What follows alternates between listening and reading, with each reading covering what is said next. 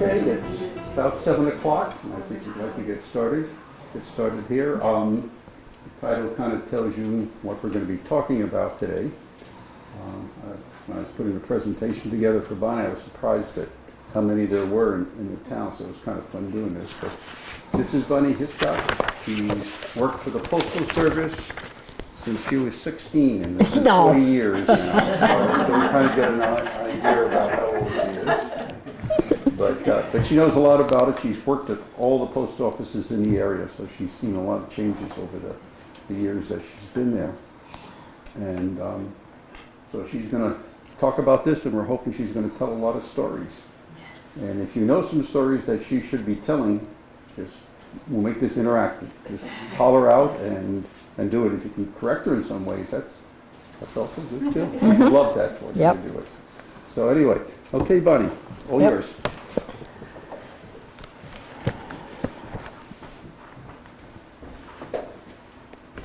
Okay, so this tells a little history of it. And the first post office was established in 1793. And the mail came up on a stage, and then it came up on a train, and it was left up here in Cambridge Junction on a post in the morning.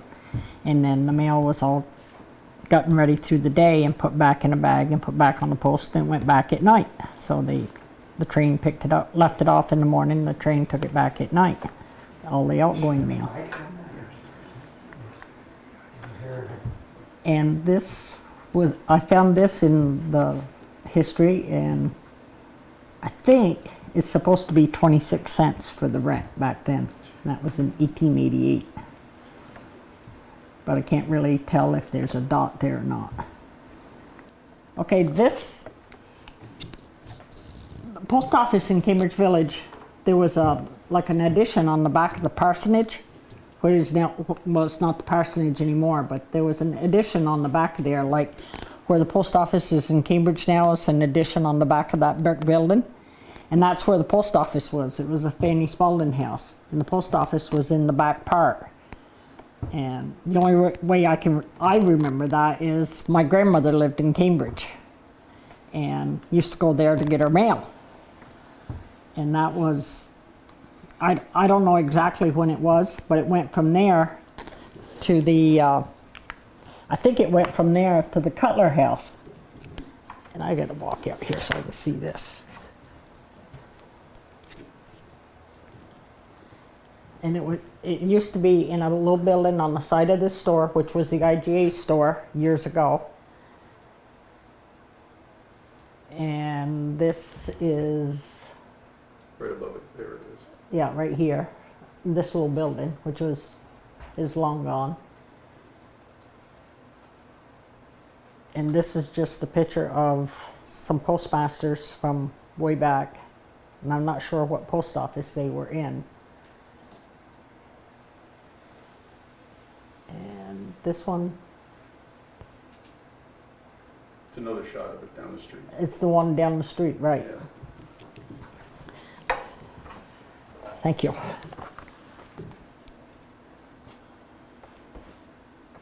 When I was working for the post office, the Cambridge post office was in the building that's next door to Kinney's Drug. And it was there for, I don't know how long. But when Nancy Rooney and Jenny Wen was a postmaster then, Armina Fletcher. And when Nancy was there, I used to go down and help because I was working in Jeff when she needed help. And I believe that is the same building, the first picture is the same building, only earlier. And this is when it was in the Cutler house, which is down on the corner, in the corner of South Main Street. And it used to have the cement steps with the railings, and that's a person coming down out of that post office.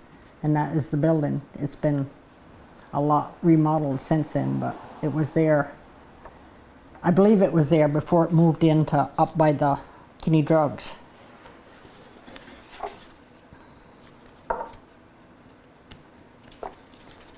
And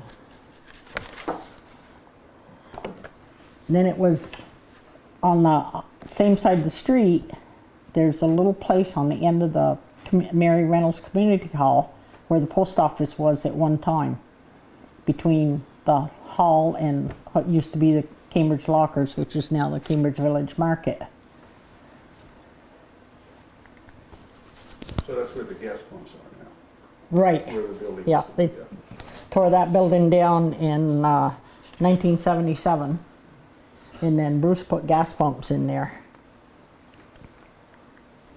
And this is where we are today in Cambridge. And we moved into there in August of 1992.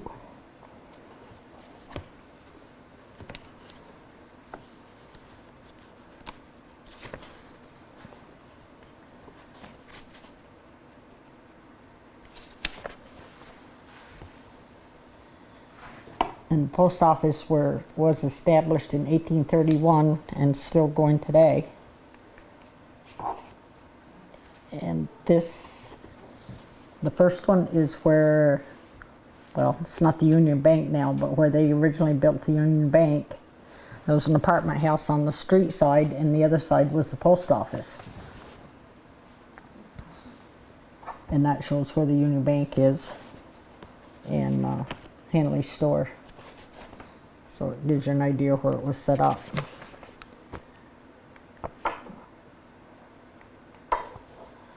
And then the first one is where Doc Johnston's veterinary, or he started it. It was in there at one time. And then it went into the store for a little while. And then it went into what is now Brewster River housing, and it's senior housing now. And when I started working for the post office, it was there.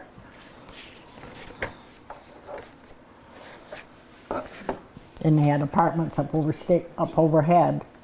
And one day we had a new officer in charge come in and was showing him around, and all of a sudden the water came down through the ceiling. Somebody's washing machine let go.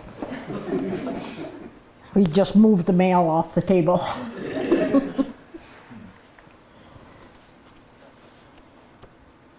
This is the old brick church. It's now where the Jeff Post Office is. They moved in there in May of 1997. That was an interesting day. And because you had it was on a Saturday, and whoever hadn't picked up their mail, you had to put it all back into buckets and lug it over there and put it all in new boxes over there. And then the town offices moved upstairs in 2007. So post office is downstairs and the town offices are upstairs in there. Were you able to do that move in one day? Yep. Get everything over there? Yep. Just pulled all the mail, took it all over there, put it in, and then you had to match up all the keys with all the boxes in the old building so that when the truck came, they could take and tape the keys to the inside the boxes so they could take the whole thing, and they'd still have the keys that went with the boxes. So did they move the boxes over? No, No, it's no. new ones. It's all new boxes All over new here. boxes, okay. Because over there it was, they were both combination and key. Mm-hmm. Over here it was all key. Right, okay. So you had to issue new keys and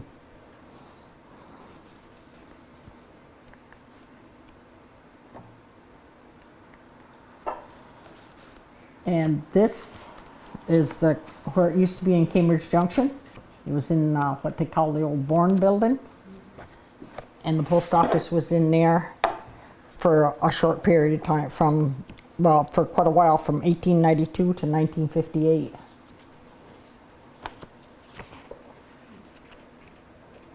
Are those buildings still around? The original building is, and then the little building in between that and the house, that's gone. But the next building was the Bourne House, and Mallory Course lives there now. They own it, Where is But that? in Cambridge Junction. they've tore down the other one, though. The big one's been tore down. Yeah. The one the post office was in, was tore down? The one on the Is right? that, it might be, I haven't been up there. The one that the post office was in, I think, the first one, the one closest to you. Post office was in what, because that used to be a store, Yep, yeah. Used and to the be post office was in there. And then the building in between was storage, and that's been tore down. And the Bourne House has been really remodeled since then. Okay, so the building in between is that little flat thing? Yep, Okay, got it. that's gone. Yeah. Now, in relation to Jack Horse, Yes. where is, he would be to the right some more? Yes. And then his tanks and stuff are right down in front of it, basically. Okay, Okay? gotcha. And then Jack's big house on the right, Jack tore down 2 years ago. Oh, we did? Yeah. Oh, all right. It used to be on the corner, and that's on the corner of, like, when you take the shortcut into the bridge, Yeah. to go to Waterville. It was on the little intersection there where the triangle of land is, right across from Jack Horse's. Bourne Road, from 15 down.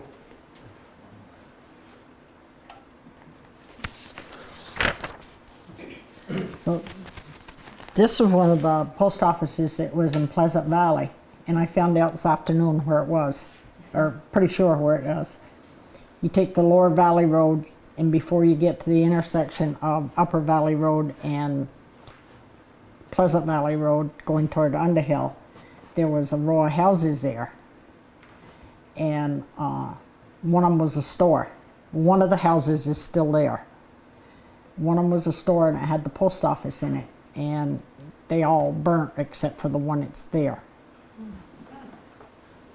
Because I called Frank Hutchins this afternoon and I figured he could tell me, and that's what he told me, that he was pretty sure they all burnt except for the one that's there, and this store burnt. When? I don't know. He didn't know.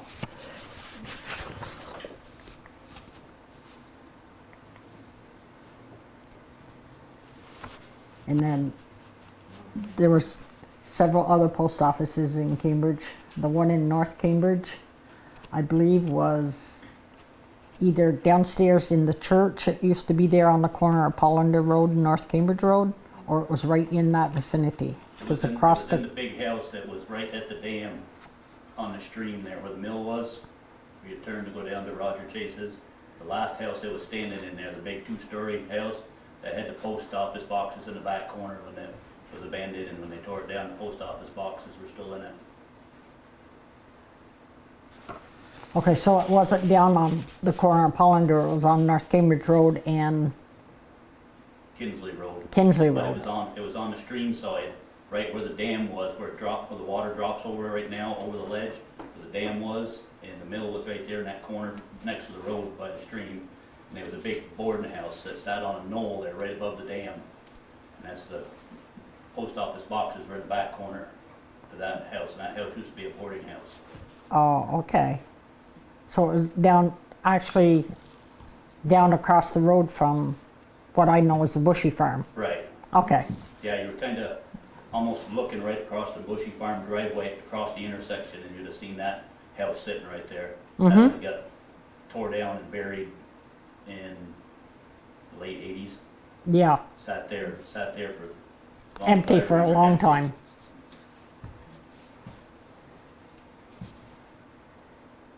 And then in East Cambridge, it was in the vicinity of the 9 bed and breakfast. I don't know if it was in that building or not, but it was in that vicinity. And then for a few years, Madonna Mountain, Swingers Notch, they had a post office.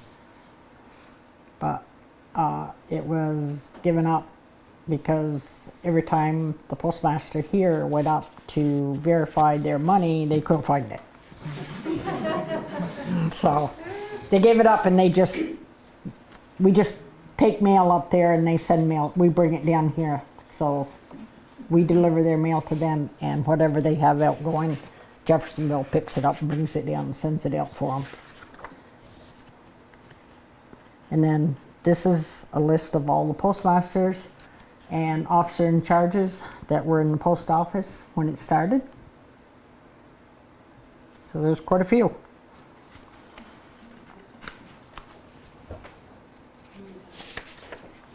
So some of them didn't last too long, it looks like. No. Some of them, the postmasters weren't there very long. Some of them, when you're an officer in charge, you might be there 3 months, you might be there a year, you might be there just a month. It depends on who they were going to appoint for the next postmaster. Right, so the postmasters, the early ones, they were appointed through Washington, DC. Yep, they used to be. They used to be. Yep. Okay, Now you apply for it. okay. You go in, you ask for, basically it's a transfer, or you apply. If you're a clerk and you want to be a postmaster, you apply. So that was one of the political plums they used to have. Right, yep. We give them out, okay. Mm-hmm. What was the difference between the postmaster and the officer in charge? In a word, money.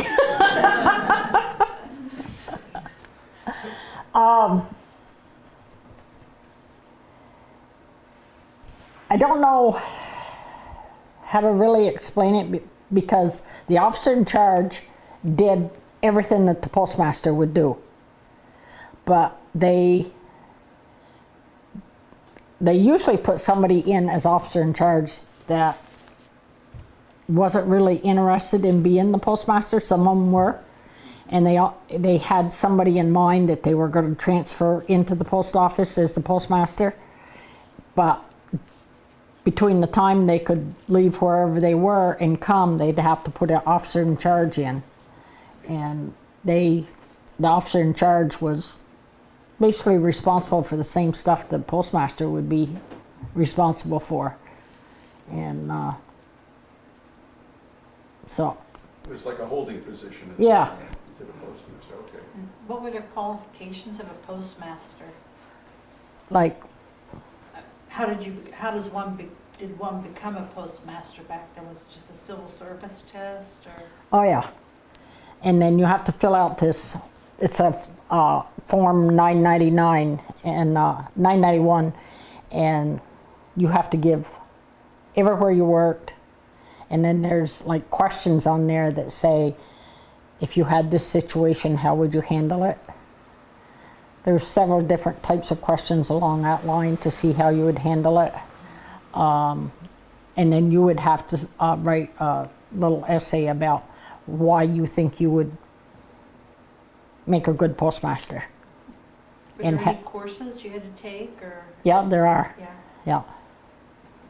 But, and, you know, how would you handle, you know, management situations and, you know, basically you're the boss over whoever else is in the post office. Didn't interest me. Don't like being anybody's boss. I've done the officer in charge. I've done it here in Jeff. I've done it in Children Springs. I've done it in Waterville. I've done it in Cambridge. I don't like being anybody's boss. I like doing the work. So. Now, do you have an interview with that, an in-person interview? You interview with what we call a POOM, who is the person that is over like 054, 056 districts. Okay. There's a POOM for, I can't remember how many there is in the state of Vermont, but you interview with him. Mm-hmm. Your interview might be face-to-face or it might be on the phone, depending. And the number one thing is when they start asking you questions, your number one answer is safety comes first. Okay. And they preach safety, safety, safety.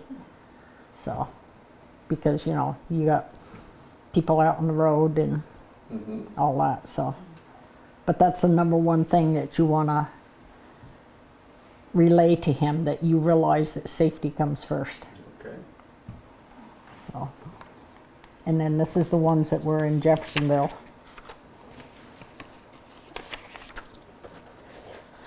You seem to have had a lot more in Cambridge. Yep. I don't know why that is. because I believe they've had a post office in Jeffersonville for, just about as long. yeah. But it's very confusing to people that buy in the town of Cambridge. They think their address is Cambridge. But Jefferson, the way it was described was Jeffersonville delivers from here, all the roads to the right from here down to Cambridge. And we take everything to the left when we go across the bridge. So like, you know, Bartlett Hill, North Cambridge, that's all Jeffersonville. So your town is, your postal town is designated for the ease of delivering mail. Mm-hmm. And Cambridge used to deliver into Underhill. Mm-hmm. They went down to where the Underhill Central School is Oh, and came back up. But then when 911 went into effect, the postmaster down there decided they were going to have all the Underhill deliveries. So they took Irish Settlement Road, Sand Hill Road, and coming back up to Valley Dream Farm. We deliver Valley Dream Farm, but nothing there down. okay. And nothing up Irish Settlement Road? Nothing on Irish Settlement anymore. No. I lived in Pleasant Valley during the changeover. I had 3 different addresses in 1 year. But I was in Underhill. Yep. But I started out in Cambridge for me. Yeah. Well, I grew up in the town of Fletcher, and Fletcher never had a post office. So we had a Jeffersonville address till I was 13, and then my parents bought across the river from the Boyden farm, so our address went to Cambridge. But even now, the town of Fletcher is served by 5 different post offices, isn't it? Right. It's served by Jeffersonville, Cambridge, Fairfax, East Fairfield. So it depends on where you live. Didn't they have a post office when Berard and Ellie's owned the store? Wasn't there a post office in there? Where? In Fletcher, when Berard and Ellie's had the store? Nope. Oh, Nope. I thought there was a post office Nope. in there then. Fletcher's never had a post office. Oh. Nope. Actually, right across the road where the store was, there was this big, well, like wagon wheel type thing. And the mailboxes were all on there, and you just kept turning it. And now, most of the people that were on there, because they went down to where North Road cuts in, everybody got delivered right there. Now there's only just very few on there, because from there down is all East Fairfield now. So, Now, how long did they have that wagon wheel? That's interesting. I remember it. You do, okay. Yeah, I remember it. yeah. It wasn't too many years ago that I think they just put them all on a post, Right. because there's only 1, 2, 3, 4, 5. It might be 5 or 6 mailboxes on there now, whereas the whole thing was full at one time. At one time. Yep. So that's still there? The wagon wheel, no, or Okay, the round thing, whatever. yeah, It was like a wagon wheel, okay. big one, and you just kept turning it around as you serviced the boxes. So, So what's the biggest change you've seen since you've been working? well, when I started in Jeff, we only had 1 route. Okay, Now there's two full-time routes. And yeah, I think that's the biggest change. That is how much it has grown. That and the price of stamps, right? Yeah, yeah. They're now 60 cents a piece. Have you seen a big drop off in the mail over your tenure there? Mail is some days very, very light. Package volume is big. Some days you think you're just a package service, because there's no mail, but there's a lot of packages, and the packages don't drop off. They just, seem to keep coming. One of the other big changes is some of the bigger post offices are what they call an Amazon post office. And Amazon does a drop ship at those post offices. Like Jeff is Amazon, Underhill is, Fairfax is, Cambridge is, which is okay. Because I've worked over here the day after Thanksgiving when they were Amazon and I was the only one there, and I go, oh my word. But yeah, it has, the packages are, and now the thing that I can't get used to is we have to deliver the packages. We do not have to deliver the first class mail. We have to deliver the packages. Why is that? Because I think it's because Amazon Prime, it's going to be there by a certain day. Oh, And if it's not there, you get your money back. And I think they had an issue with that when it first started. So now we have to either deliver those packages or we have to scan them as the reason why we didn't deliver them. So like last year we had a snowstorm. We had to scan every one of them, weather delay, because that route didn't get delivered. And has the number of packages increased during and after the pandemic? very much so. Very much. And people are still, you know, there's a lot of Amazon packages out there. I mean, ours come through either the mail or UPS, because UPS does a drop ship at all the post offices. How they figure out what you deliver and what they deliver, I don't know. But that's how our Amazon comes. And yeah, there's a lot of Amazon.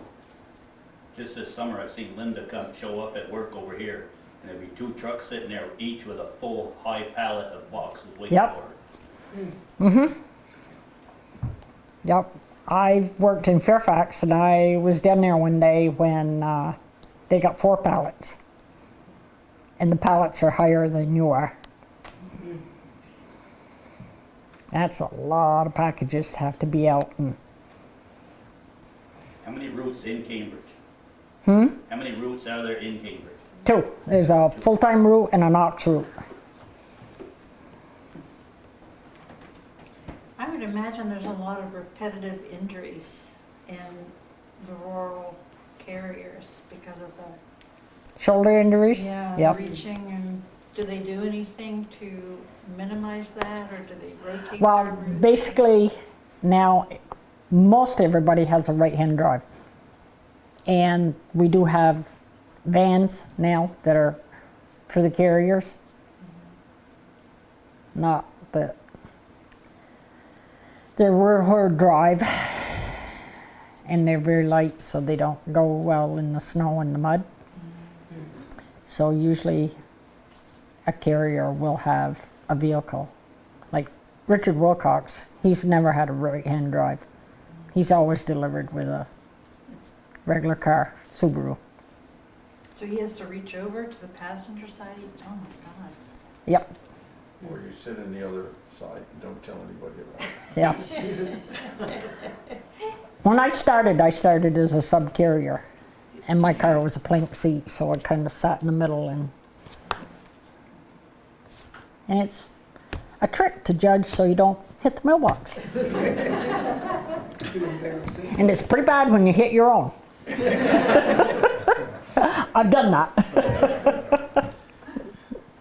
I've always marveled at the fact that you put a letter or something into the mail, and not everybody's handwriting is very legible. How do you guys figure it out? And so quickly yet? I don't know, just used to it, I guess. Is that why zip codes became popular? I think that's part of it, yep. Because at least you'd know. The zip code will get it. If you've got the right zip code, it'll get it there. Because if you look at some of the old envelopes that we've been go through in our collection, and we'll just have the person's name and it'll just say Cambridge. Yeah, And it won't say Junction or Borough, it would just say Right. Cambridge. yeah. It got delivered, It got delivered. yeah. Everybody knew Or you that. get something that says Grandma and Grandpa, whatever the last name is, Cambridge. Yeah. It gets delivered, but, you know, something like that wouldn't get delivered in the city. It'd get sent back. Yeah. Or a bigger town, it'd get sent back because you got too many routes, you don't know who it is.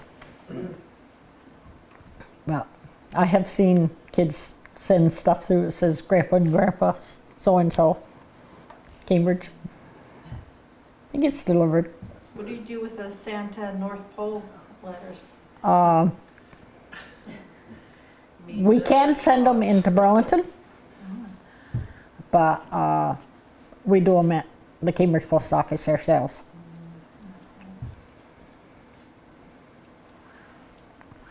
We get quite a few, and there are templates on the computer that you can print off, and you can improvise on them, or you can use them as they are. And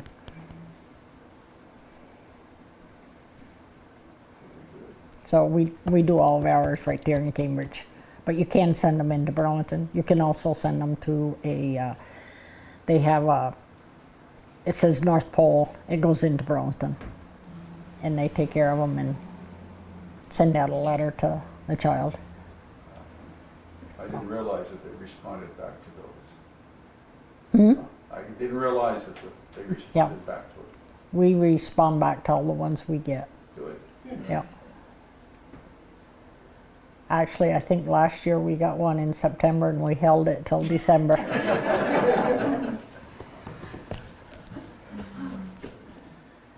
And yeah, they're cute to read them. I bet. But I think it's how much it has grown. And, you know, stamp prices have gone up. But it has grown a lot, and it's still growing. Because people are building everywhere now. So. What is a postal inspector? Hmm? What is a postal inspector? Well,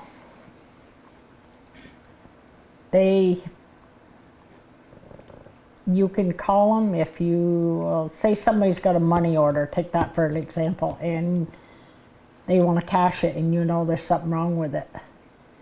You kind of take all the information down you can and tell them you can't cash it, and you immediately call a postal inspector, which is like a police, and they'll take it from there and investigate it.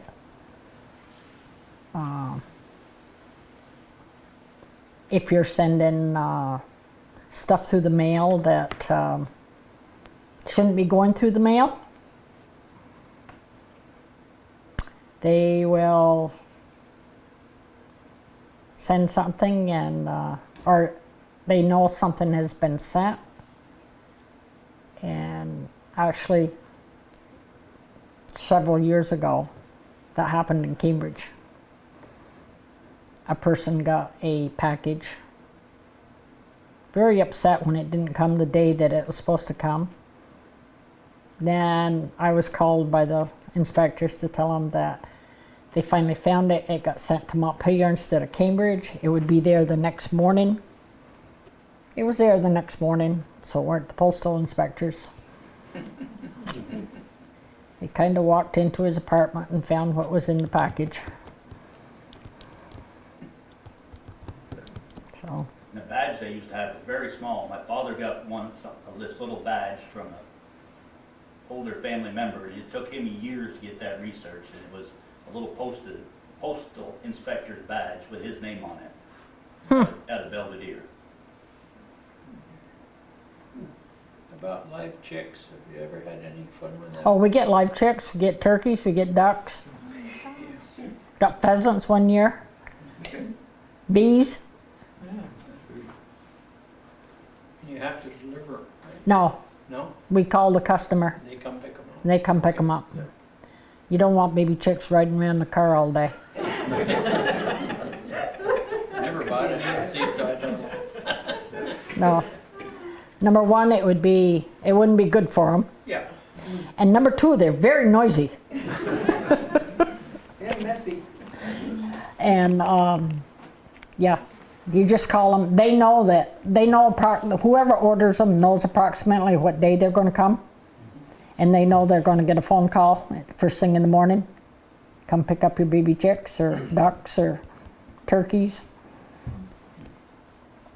bees.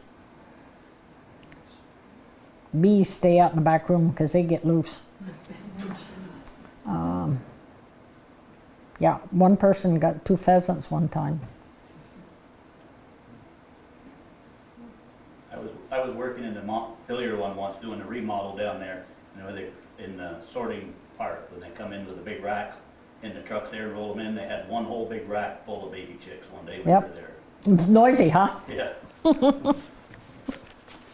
Actually, the post office, can send cremated remains. Yep. to the Post office, and they're the only ones that will handle that now. Yep. I had a situation where I had a great aunt who passed away years ago, and we had her remains, and she wanted to be buried back in Finland. So, checking around, the Postal Service was the only one that would deliver it. Why is that? Huh? Why is that? A lot of it was because of 9/11, they tightened up a lot of restrictions on it, so FedEx and all the others wouldn't do it. Yep. So we went down with these guys and even had stickers for it. Yeah. And it was fun, you could follow it on the, when you're tracking, you could see it go across and everything. I think we are the only ones that handle them now because Yeah. when I've worked in Fairfax, Riches, they go in a certain box and Mhm. they go express, and yeah, you have to put all the stickers on it, seeing what it is, and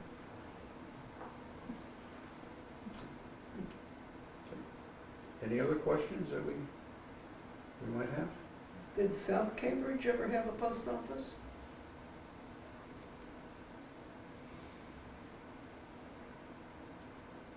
I don't know. There was nothing in any of this history that said anything about South Cambridge.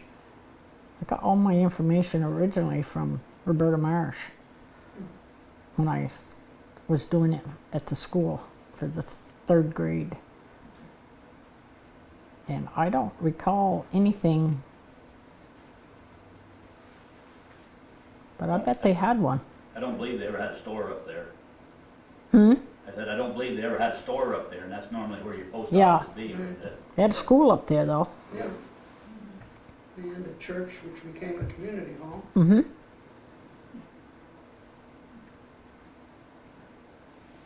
Oh, what denomination was the church where the current post office is? What, the Old Brick Church, I guess it was called? Well, I don't know. What denomination is that? Used to be a town hall, Yeah. a meeting house, movie theater. A movie theater? Mhm. Oh, Was a movie theater, and high school used to put on plays over there when I went to high school over here. My guess on the denomination, I would probably say it was either probably Presbyterian or United. One of the history books, I think I read, it was used by 2 or 3 different, Different you know. ones. Yeah, I heard that somewhere too. Yep. That there were at least 2 congregations that shared it. Makes sense.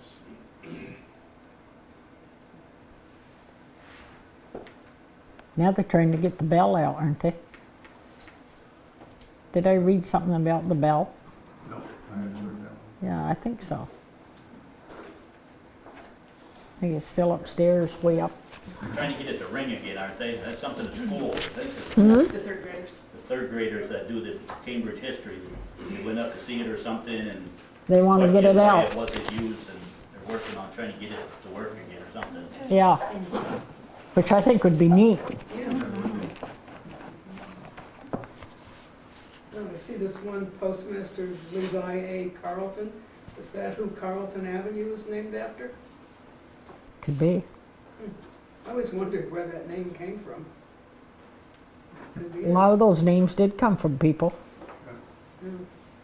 Well, it is now. Yeah. Yeah. Usually we can hear of it. Okay, well, I want to thank everybody for coming, and you're welcome to kind of hang out.